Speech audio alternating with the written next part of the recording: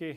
Alors maintenant, il est temps de parler de rendement, de taux d'intérêt et de comment la structure des taux d'intérêt, comment c'est déterminé, d'où ça vient, des rendements qui fluctuent déjà et des rendements élevés, faibles, moyens, d'où ça sort. Alors, pour comprendre les rendements et les taux d'intérêt, il faut commencer avec un petit exemple très simple. Alors, on va faire un exemple assez bébé. On va dire qu'aujourd'hui, je vous prête 100 $. Okay? 100 $. Donc ça, ici, ça va être des dollars, des montants nominaux en dollars. Okay?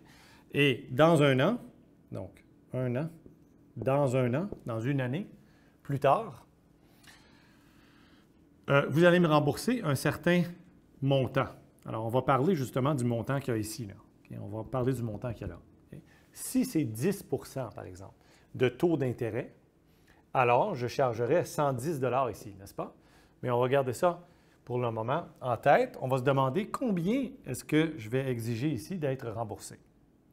Alors, ce qui compte, ce ne sont pas les dollars. Ce sont ce que ces dollars-là peuvent acheter. Donc, ce qui compte vraiment, c'est le prix du panier. Le prix du panier. Alors, supposons que le prix du panier est de, alors là, ça peut être n'importe quel chiffre, disons 10 $. Okay? Donc, je ne sais pas, un petit sandwich ou quelque chose comme ça. Okay? Alors, autrement dit, le prix d'un panier, mettons un lunch pas cher, là, je peux payer 10 $. Alors, en vous prêtant 100 $ pour une année, qu'est-ce que je vous prête vraiment? Je vous prête en équivalent, en monnaie, je vous prête l'équivalent de combien de paniers? Combien de lunch, par exemple? Je vous prête 10 paniers. Donc, on va l'écrire ici, nombre de paniers. Nombre de paniers. OK? Alors, le nombre de paniers, c'est 10 ici. Donc, je me départis de 10 paniers de consommation et c'est dans le but de recevoir plus de paniers dans le futur. Mais supposons que je suis super généreux et que je charge, tout ce que je veux, c'est avoir le même nombre de paniers dans une année. Dans une année. C'est-à-dire que le rendement réel anticipé est de 0 %. Oups, 0 %. Donc, j'anticipe 0 % de rendement réel. Rendement réel, ça veut dire pouvoir d'achat, quantité de paniers, okay? Quantité de biens et services.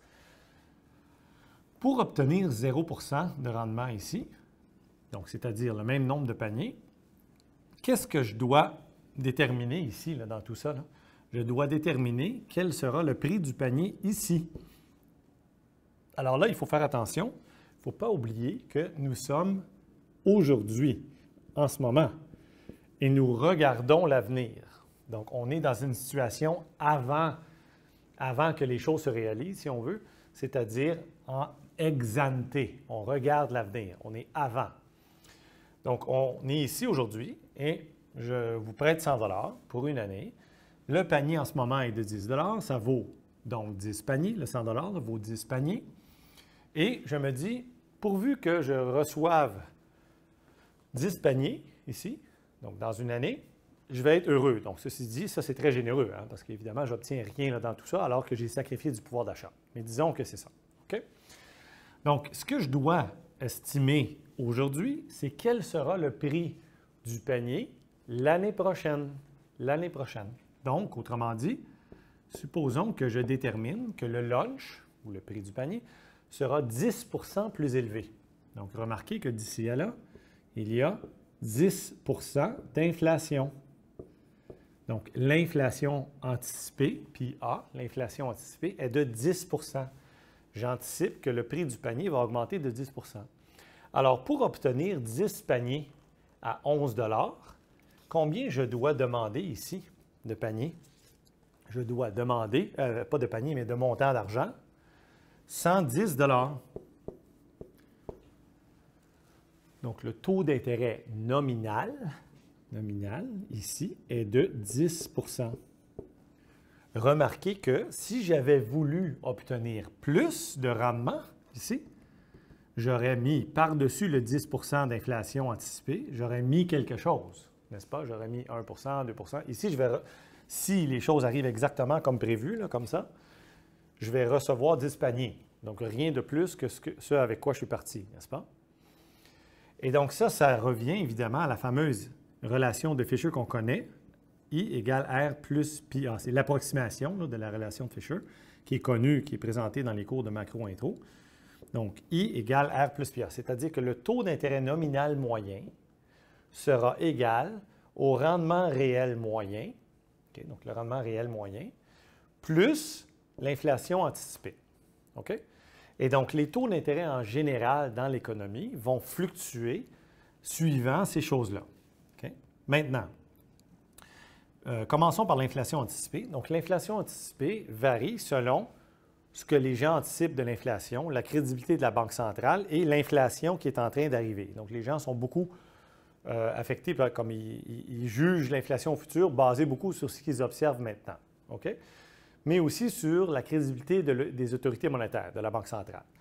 Et donc, l'inflation anticipée joue un grand rôle, surtout à long terme, dans les grandes tendances, là, sur les taux d'intérêt. Si on prend les taux d'intérêt, là, on regarde plusieurs types de taux d'intérêt dans le monde, par exemple au Canada, aux États-Unis ou dans les pays industrialisés, depuis les années 1980, ce qu'on constate, c'est une baisse tendancielle. Ça fluctue, évidemment, mais une baisse tendancielle dû beaucoup, pas juste, là, pas que ça, mais beaucoup à la baisse de l'inflation anticipée. L'inflation anticipée dans les années début 80, fin 70, début 80, était autour de 10, 11, 12, 13 et ça baisse constamment, c'est rendu même en bas de 2 là, dans plusieurs pays. Okay? Donc ça, c'est quelque chose de majeur qui engendre des pressions sur les taux d'intérêt à long terme, les grandes tendances, là, à la hausse ou à la baisse. Okay? Au Canada, nous avons une cible pour l'inflation de 2 et on essaie d'avoir les anticipations inflationnistes très proches de la cible. Il y a des sondages là-dessus. Okay? Maintenant, il reste le taux d'intérêt réel. Donc, le taux d'intérêt, ici, je l'ai mis anticipé. Évidemment, je ne sais pas si c'est ça que je vais obtenir vraiment. Or, le taux d'intérêt réel, lui, il dépend de plusieurs choses. Il dépend de la rareté des fonds, n'est-ce pas? S'il y a beaucoup de fonds disponibles pour prêter, les prêteurs vont être désespérés pour prêter, puis ils vont dire, regarde, je te prête presque gratuitement à des taux d'intérêt très bas, genre 0 justement. Ou bien, il y a beaucoup d'emprunteurs et il y a peu de prêteurs, donc il y a beaucoup de demandes de fonds et il y a peu de fonds disponibles pour prêter. Alors ça va engendrer des pressions à la hausse sur les taux d'intérêt. Autrement dit, il y a une offre et une demande de fonds prêtables ou de financement. Okay? Et donc, ça va influencer le taux d'intérêt qu'il y a là, le taux d'intérêt réel. Okay? Alors, le taux d'intérêt réel qu'il y a là, c'est le taux d'intérêt réel moyen mondial, plus une prime de risque associée au pays, des fois au secteur d'activité, à plusieurs autres éléments. Okay? Donc, ça, c'est la base là, de comprendre les rendements. Il y a les taux d'intérêt réels qui sont influencés par des éléments d'offre et de demande de fonds prêtables. Il y a les éléments de risque, prime de risque. Okay? Et donc, il faut commencer avec ça, puis après ça, on avance.